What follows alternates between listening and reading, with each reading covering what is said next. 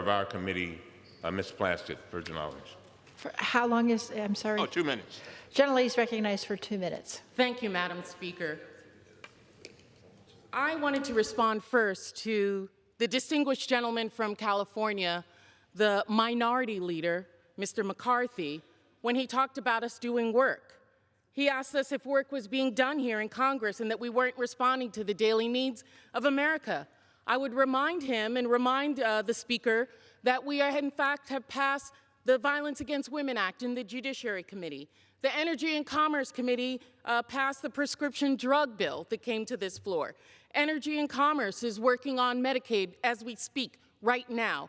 150 bills have been passed by this body and are sitting on the desk of his friend, the Senate leader, Mitch McConnell, who has decided that he is not interested in the work of the people of the United States.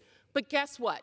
We can walk and chew gum at the same time, as I've said, and this committee's responsibility is oversight, not anything else. And that's what we are doing, is oversight of this administration. I know that's difficult for that side of the aisle to want to think about, is overseeing and not reining in individuals who may be acting outside of the law.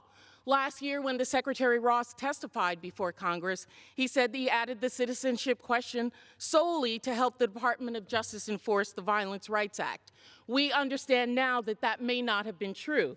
And he has given us unresponsive, that's a legal term, unresponsive documents in those thousands of documents that he has turned over to us, not the documents that we have asked. And it's our responsibility as the Oversight Committee to hold individuals responsible. I would ask that my colleagues across the aisle would consider their responsibility on this committee, if you want to sit on the committee, to do the work of the committee, and that is overseeing this administration. I think that we have done our job and we are doing it well. If he has not been responsive, we must hold him in contempt. I yield back. Gentleman from Kentucky.